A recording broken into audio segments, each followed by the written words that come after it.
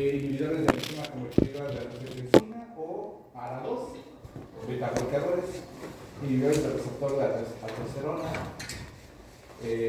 inhibidores de SGLT2 o diuréticos de grasa. Empezaremos por los IECAS. Recordar que en la fisiopatología de insuficiencia cardíaca existe lo que es la activación del eje del sistema renina-angiotensina-aldosterona, que nos va a condicionar que tengamos retención hídrica, vasoconstricción arterial periférica, hipertrofia miocárdica, fibrosis intersticial y remodelado cardíaco patológico. Bloqueando este eje, pues no tenemos estos efectos deleterios, y para eso utilizamos medicamentos que inhiban la enzima que convierte angiotensina 1 a angiotensina 2, o medicamentos que hagan inhibición competitiva de los receptores tipo 2 para lo que es la angiotensina. Tenemos que tener precaución en estos pacientes, sobre todo si existe hipotensión. Recuerden que es un vasodilatador, ¿sí? Va a contrarrestar la vasoconstricción derivada de la angiotensina 2. Tenemos que tener precaución en aquellos pacientes que tengan una presión arterial sistólica menor de 80 milímetros de mercurio, los podemos hipotensar más y entonces tendremos o condicionaremos mayor hipoperfusión tisular. En aquellos pacientes que tienen también daño renal, una creatinina mayor de 3 miligramos por decilitro, pacientes que tengan hipercalemia con un potasio mayor a 5.5, recordar que ambos medicamentos como efecto secundario generan concentraciones de potasio y entonces podemos agravar esta hipercalemia. Está contraindicado en pacientes con embarazo, está contraindicado en pacientes que tengan estenosis de la arteria renal de forma bilateral, y recordar que estos medicamentos, por el efecto de la brandicilina, que aumenta, van a cursar con tos seca hasta un 20% de los pacientes. Un porcentaje muy pequeño puede empezar angioedema, pero el efecto secundario es la tos persistente que no se quita con nada hasta que suspendamos el medicamento, ¿sí? Y empezamos con la dosis mínima hasta alcanzar la dosis máxima tolerada, pero básicamente es hasta alcanzar las dosis con las cuales nosotros logremos una inhibición adecuada de nuestro sistema renina-angiotensina-aldosterona. Tenemos aquí captopril, enalapril, lisinopril o ramipril, representando a lo que son los IECAS. Lo que más utilizamos son captopril y enalapril. El captopril desde dosis muy bajitas, 6.5 miligramos cada 8 horas. Las tabletas vienen de 25 miligramos o de 50, aquí estamos hablando de un cuarto de tableta, hasta una tableta de 50 cada 8 horas. En el enalapril, desde 2.5 miligramos cada 12 horas hasta 20 miligramos cada 12 horas. Utilizamos más frecuentemente en enalapril, pues la dosificación de 2 veces al día es más cómoda de la de 3 veces al día y tenemos un mayor cumplimiento del tratamiento con esta dosis.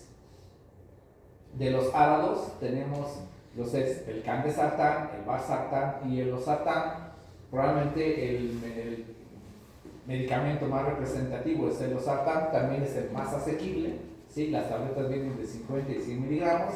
La dosis es inicial de 50 miligramos cada 24 horas hasta 150 miligramos en 24 horas. Valsartán hasta 160 cada 12 horas o candesartán hasta 32 miligramos cada 24 horas.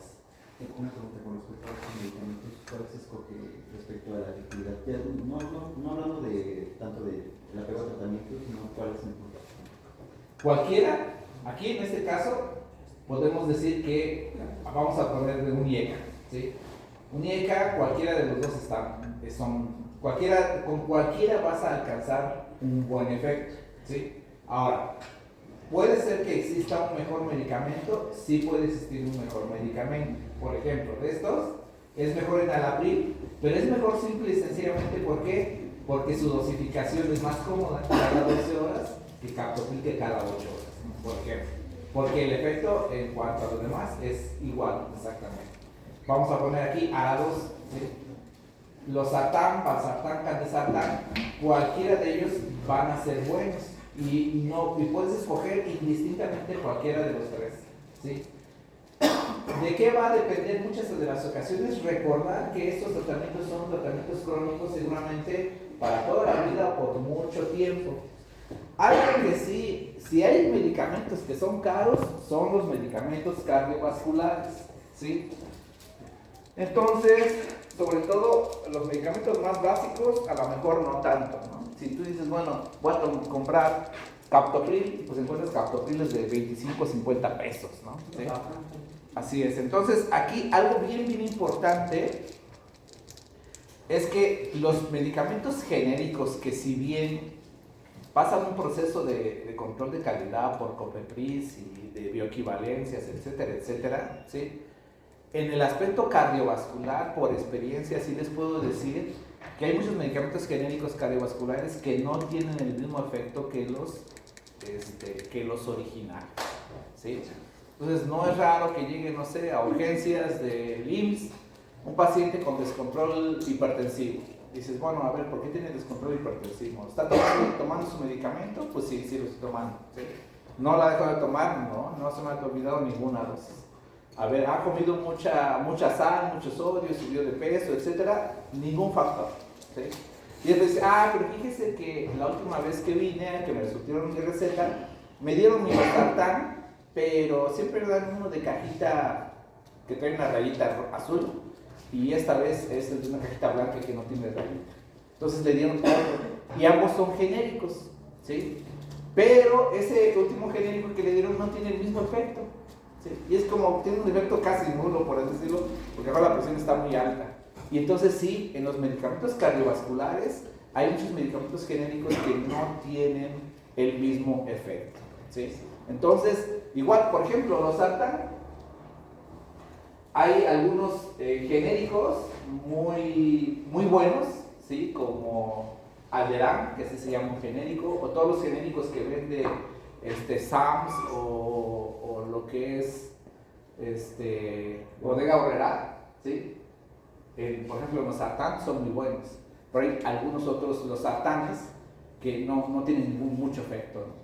Entonces, generalmente en los medicamentos cardiovasculares es así como que los de primera división, así como que la Premier League, ¿sí? Pero son bastante caros, ¿no? Entonces, dale así como que uno de segunda división, ¿sí? Pero ya como uno de quinta división no va a tener el mismo rendimiento, ¿no? Por ejemplo, aquí los losartán, hay pacientes que a lo mejor se controlan con los losartán 50 miligramos cada 12 horas o a veces hasta 100 miligramos cada 24 con un losartán con un genérico más o menos, ¿no? Pero a lo mejor si le das un original, aún con un original con 50 miligramos una vez al día se controla bastante bien, ¿no? La diferencia es que mejor le das un Alderan que cuesta 80 pesos la caja a un COSAR que cuesta como 1,300 más o menos. Ese es el problema de este tipo de medicamentos, ¿sí? Entonces, por ejemplo, aquí losartán, valsartán, tazobactam, cualquiera de los dos van a ser buenos. ¿Cuál va a ser el problema? El costo, ¿sí? Entonces, si es un paciente que, imagínate que dices, pues va a tomar, no sé, incluso losartán, ¿sí? El original, el COSAR, que fue el primero que salió, pues ese sí cuesta como 1,200, 1,300 la cajita más o menos, ¿sí? Entonces, a veces dice, ok, sí, lo recetas, pero a los 2-3 meses ya dejó de usarlo. ¿Por qué? Porque ya no puede comprar. Entonces, a veces tienes que escoger de acuerdo, incluso tomando en consideración ese factor. Es importante. Betabloqueadores, ¿sí? Estos medicamentos son los que sí están comprobados que reducen la mortalidad cardiovascular por todas las causas. Se deben administrar en todos los pacientes, siempre y cuando no existan contraindicaciones, ¿sí? ¿En quiénes no lo utilizamos? En pacientes con bradicardia sinusal, que tienen insuficiencia cardíaca aguda, que tengan un bloqueo auriculoventricular de alto grado, segundo o tercer grado, ¿sí? Entonces, importante que cuando vamos a dejar estos medicamentos, tenemos que hacerles un electro para ver si tienen alguna alteración de la conducción auriculoventricular o los pacientes tengan, sobre todo, hipotensión o bajo gasto por trastornos de bradiarritmias, ¿no? Porque lo vamos a hacer que sea más lento todavía o aumentar el problema de la conducción auriculoventricular. Otro problema que tiene, otra situación que tienen estos medicamentos es que hay medicamentos beta bloqueadores cardioselectivos y no cardioselectivos. Los no cardioselectivos son los que tienen mayor disponibilidad o sea, en cuanto son económicamente más asequibles, y los cardioselectivos, como el bisoprolol, son más caros, por supuesto. Los no cardioselectivos no solamente actúan en el corazón, sino actúan en las vías aéreas inferiores, en el sistema bronquial. Entonces pueden causar broncoconstricción. Entonces tener precaución en los pacientes que tienen asma o en los pacientes que tienen EPOC, ¿sí? Entonces, de estos,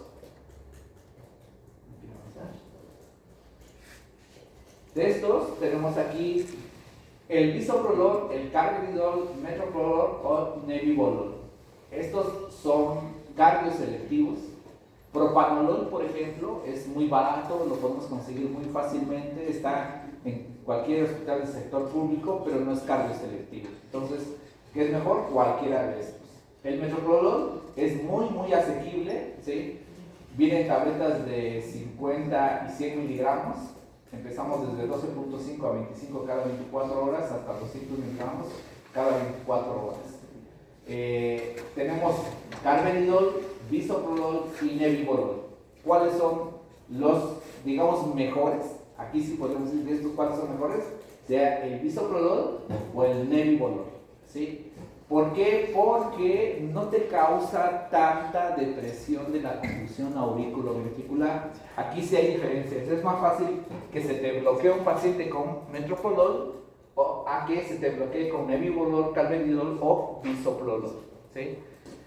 La dosificación también es más cómoda porque esta en el nebivolol lo damos una vez al día, este 2 veces al día o una vez dependiendo, y este también una vez al día, ¿sí?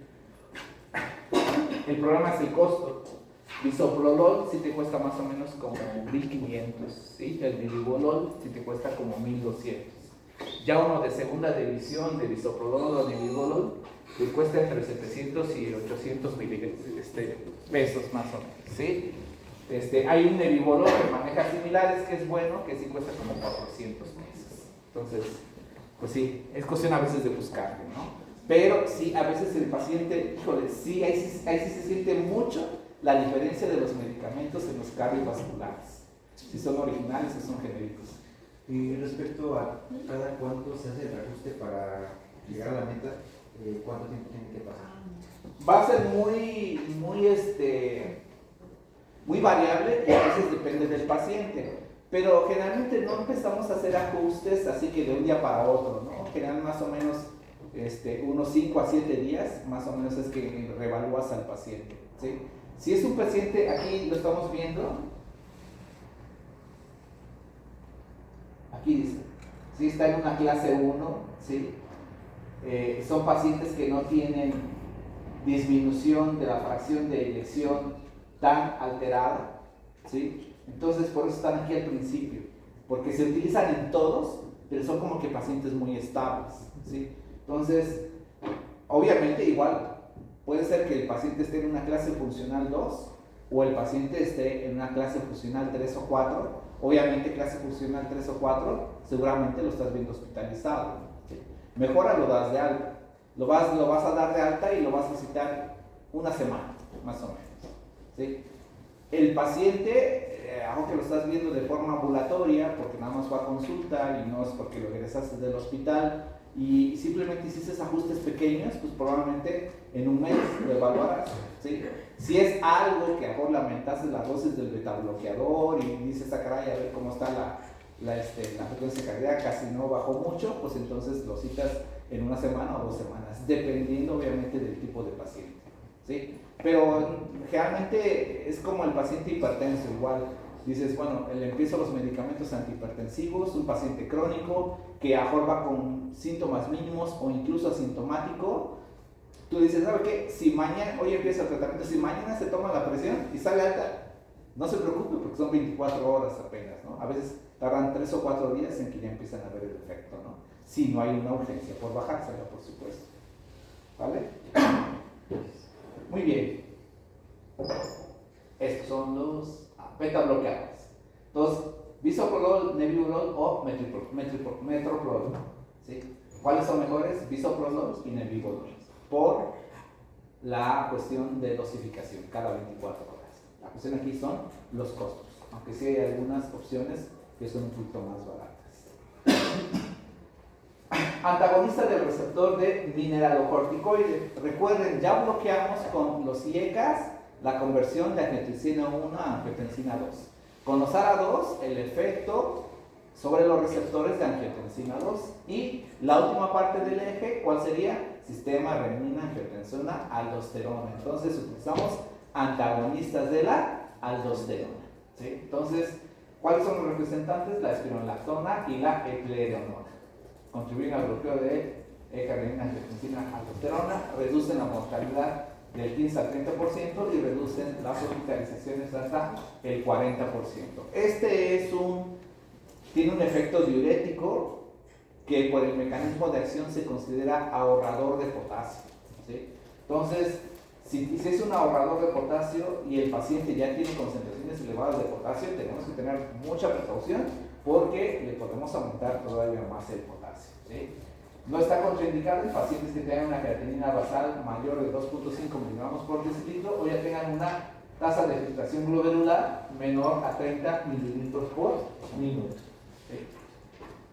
¿Cuáles son? Espironolactona y eplerenona. Lo que más utilizamos es espironolactona. Las tablitas vienen de 25 y de 100 miligramos. Utilizamos 25 miligramos cada 24 horas hasta 50 miligramos cada 24 horas. Generalmente en estos pacientes vas a utilizar pues prácticamente todos los pilares de la insuficiencia cardíaca, ¿sí? Le vas a dar, no sé, captopril, le vas a dar enalapril y aparte de la enalapril le vas a dar espironolactona y aparte le vas a dar nebivolol, por ejemplo, ¿sí? O sea, estás actuando a varios niveles. Si el paciente ya tiene insuficiencia cardíaca, pues sí, seguramente no se va a ir con 1, 2, 3 medicamentos dependientes. ¿De acuerdo? Bueno, ya ahí le dejamos. Luego seguimos. Para que se queden.